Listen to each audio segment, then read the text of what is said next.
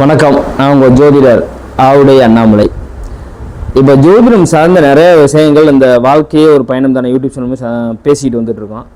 அப்படி பார்த்தீங்கன்னா நிறைய பேருக்கு பார்த்தீங்கன்னா தொழில் ஒரு ஸ்திரத்தன்மை இல்லாமல் இருக்கும். தொழில் பார்த்தீங்கன்னா ஒரு ஒரு காலகட்டத்தில் நல்ல ஒரு வளர்ச்சியடைய மாதிரி இருக்கும். சடனாக பார்த்தீங்கன்னா உங்களுக்கு கீழே டவுன் ஆகிற மாதிரி இருக்கும். அதே மாதிரிக்கே ஒரு ஒரு ஒரு ஒரு தொழிலில் பார்த்தீங்கன்னா ஒரு 10 படி ஏறிட்டோம், அப்பா ரிலீஃப் ஆகிட்டோம் அப்படின்னு நமக்கு ஒரு நினைக்கிறோம். அப்படின்னு பார்த்தீங்கன்னா சடனாக பார்த்தீங்கன்னா அது ஒரு வீழ்ச்சி செஞ்சு அந்த 10 படியும் தாண்டி தரையில் விழுகிற மாதிரி ஒரு சூழ்நிலை. ஒரு 2 படி 3 படி சறுக்குனா கூட நம்ம ஓகே எந்திரிச்சு போயிடலாம். சடனாக சறுக்கிற மாதிரி சூழ்நிலை வரும். இது மாதிரிக்கே ஒரு ஜாதக அமைப்பு யாருக்கு இருக்கும் அது சார்ந்து நம்ம அந்த வீடியோவில் நம்ம பார்ப்போம். அப்படி பார்க்கும்போது பார்த்தீங்கன்னா ஒரு ராசிக்கும் 10ஆம் அதிபதினு ஒருத்தர் இருப்பார். ஒரு ராசிக்கும் 10ஆம் அதிபதினு ஒருத்தர் இருப்பார். அந்த 10ஆம் அதிபதி எங்கே இருந்தால் இது மாதிரிக்கே திருப்பங்கள் வாழ்க்கையில் நடக்கும் தொழில் ரீதியாக அப்படிங்கிறத நம்ம இந்த காணொலியில் பார்ப்போம்.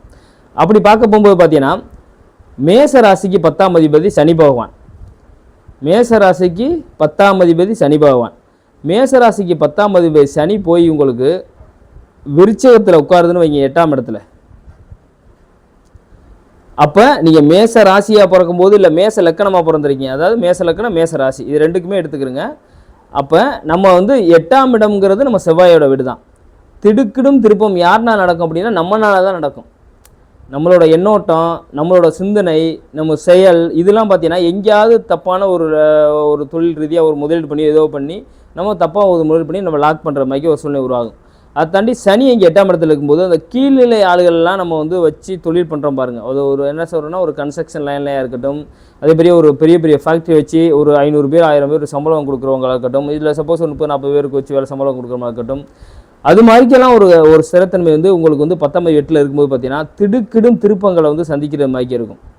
உங்களுக்கு சனி 8ல் இருக்கும்போது பார்த்தீங்கன்னா அதை தாண்டி அதாவது வண்டி வாகனத்தில் போகும்போது விபத்தை சந்திக்கிற மாதிரி. ஒரு டிரைவர் வண்டியை ஓட்டிகிட்டு போயிருப்பார், உங்கள் கம்பெனிலேருந்து ஒரு பொருள் எக்ஸ்போர்ட் வெளியாகிருக்கும். அந்த காலகட்டத்தில் பார்த்தீங்கன்னா சடனாக பார்த்தீங்கன்னா அந்த வண்டி பார்த்தீங்கன்னா ஏதாவது ஒரு ஆக்சிடென்ட் ஆகி அதில் ஒரு பெரிய ஒரு இழப்பை சந்திச்சு அப்படி ஒரு சடனாக அந்த தொழில் இதாக இருக்கும். ஒரு பிஸ்னஸ் சரியாக போயிட்டுருக்கும்.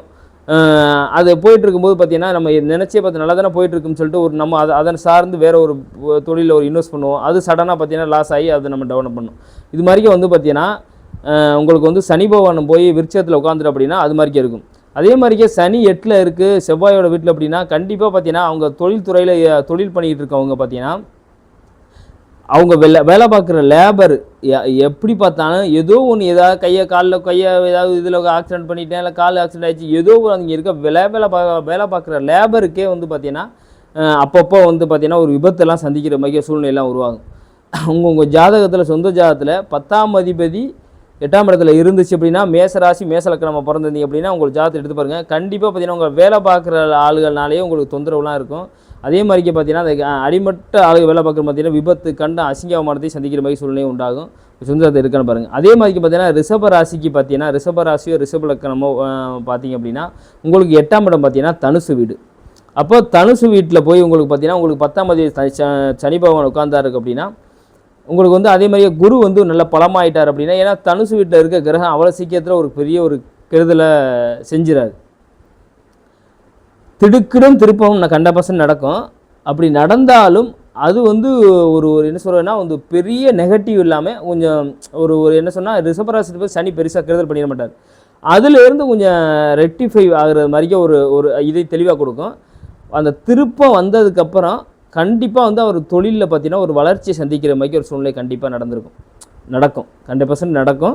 இல்லை நடந்தும் இருக்கும். நீங்கள் யாராவது நம்ம சேனலை பார்த்துக்கிட்டு இருக்கோம் தெரிஞ்சுன்னா கமெண்டில் பதிவுங்க. கண்டிப்பாக பார்த்தீங்கன்னா திடுக்கிடும் திருப்பங்கள் 100% இருக்குன்னா அது பாசிட்டிவாகவே செயல்படும். ஒரு விஷயம் நடக்கும், தொழிலில் ஒரு சிறத்தன்மையெல்லாம் போயிட்டுருக்கும்.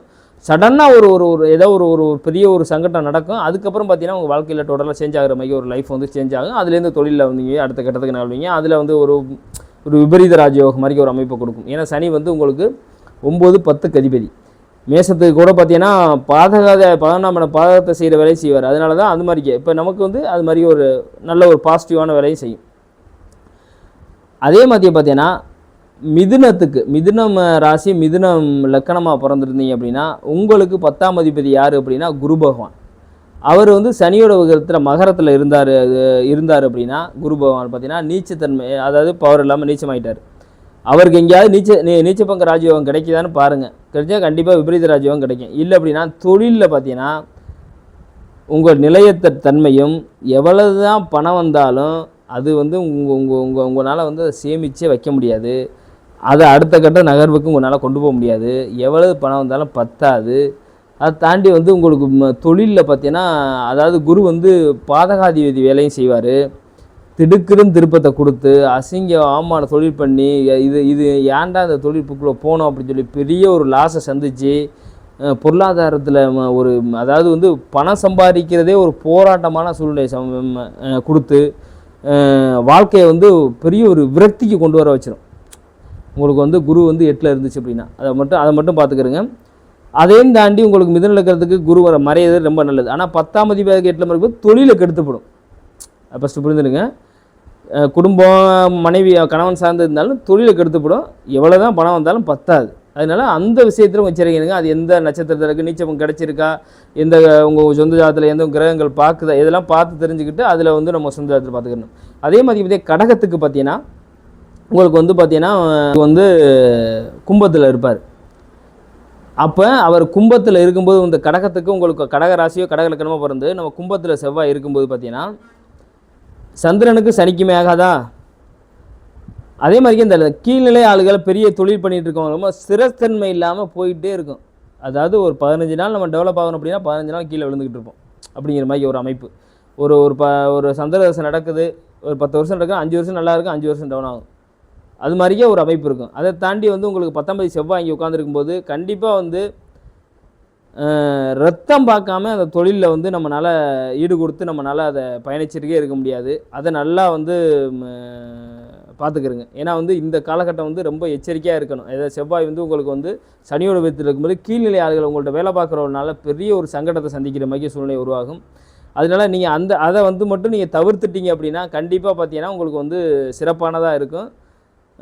அதே மாதிரிக்கு பார்த்தீங்கன்னா உங்களுக்கு வந்து பார்த்தீங்கன்னா ஒரு செவ்வாய் வந்து பார்த்தீங்கன்னா உங்களுக்கு சனியோட வீட்டில் உட்காந்துருக்கும்போது அதோடு சேர்ந்து சனிலாம் சேர்ந்து உட்காந்துருச்சு அப்படின்னா வேலை பார்க்குற ஆள்னாலேயே பெரிய தொந்தரவுலாம் சந்திச்சு அந்த வாழ்க்கையை வந்து நீங்கள் ஏன்டா வாழ்க்கை அப்படிங்கிற மாதிரி நினைக்கிற சூழ்நிலையெல்லாம் கொடுத்துரும். அதனால் வந்து செவ்வாய் வந்து உங்களுக்கு வந்து சனியோட வீட்டில் இருக்கான்னு பாருங்கள். அந்த சனி வீடு கொடுத்த சனி எங்கே இருக்குதுன்னு பார்த்துக்கிறங்க. அது மாதிரியே பார்த்தீங்கன்னா இந்த கன்ஸ்ட்ரக்ஷன் வேலை பார்க்குறவங்க, அதிக லேபரை வச்சு வேலை பார்க்குறவங்களாக இருக்கட்டும், அதே மாதிரியே பார்த்தீங்கன்னா ஆயில் அண்ட் கேஸ் பிஸ்னஸ் பண்ணுறவங்களாக இருக்கட்டும், இவங்களுக்கெல்லாம் பார்த்தீங்கன்னா அந்த லேபர் மட்டும் பார்த்தீங்கன்னா ரொம்ப எச்சரிக்கையாக நீங்கள் கவனிச்சுக்கிறங்க. ஏன்னா வந்து திடுக்குன்னு திருப்பங்க அந்த லேபர்னால தான் நடக்கும். ஏன்னா சனிங்கிறது கீழ்நிலை மக்கள். நம்ம அன்னாடும் வேலை பார்க்குறாங்க, அதே மாதிரி வார சம்பளம் வாங்குறாங்க, அவங்க டெய்லி சம்பளம் வாங்குறலாம் பண்ணி அது மாதிரிலாம் அவங்க கூலி தொழிலாலே நமக்கு ஒரு பெரிய ஒரு கஷ்டத்தை எல்லாம் சந்திக்கிற மாதிரி சூழ்நிலாம் உருவாகும். 8ல் வந்து செவ்வாய் உட்காந்துருச்சு அப்படின்னா ரத்தக்காவுக்கு கொடுத்துரும். இதில் 100% ரத்தக்காவுக்கு கொடுத்துரும்.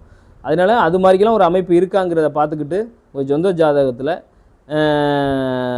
நீங்கள் வழிநடத்திக்கிட்டீங்க அப்படின்னா அந்த திடுக்குறது அதே இன்னும் நல்லா புரிஞ்சுருங்க. உங்களுக்கு செவ்வாய் திசை நடப்பு இல்லை அப்படின்னா ஒரு பெருசாக ஒன்று பாசிட்டிவ் நெகட்டிவ் வர்றதுக்கு வாய்ப்பில்லை, ஒன்றும் பிரச்சனை இல்லை.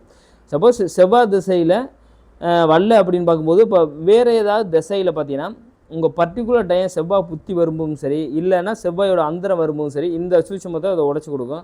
அதனால் கொஞ்சம் எச்சரிக்கையாக இருக்கிறது கடகராசி அன்பர்கள் பார்த்தீங்கன்னா அந்த லேபர் விஷயத்தில் எச்சரிக்கையாக இருந்தீங்க அப்படின்னா கண்டிப்பாக பார்த்தீங்கன்னா உங்களோட தொழிலையும் விபரீத ஒரு ராஜயோகத்தையும் கொடுக்குற ஒரு வாய்ப்பு உண்டு. அதில் எந்த கிரகம் தொடர்பு இருக்குது, அதை தாண்டி அதில் எந்த நட்சத்திரத்தில் இருக்குங்கிறதெல்லாம் நிறையா இருக்குது ஜோதிடத்தில். அதெல்லாம் தெரிஞ்சு உங்கள் ஜாதகத்தை பரிசீலனை பண்ணிக்கிறங்க. அடுத்தடுத்த வீடியோவில் சந்திப்போம். அடுத்து பார்த்தீங்கன்னா உங்களுக்கு அடுத்த சிம்மத்திலேருந்து அடுத்த வீடியோவாக நம்ம வரும். நம்ம சேனலை சப்ஸ்கிரைப் பண்ணி ஷேர் பண்ணிக்கிறங்க. நன்றி, வணக்கம்.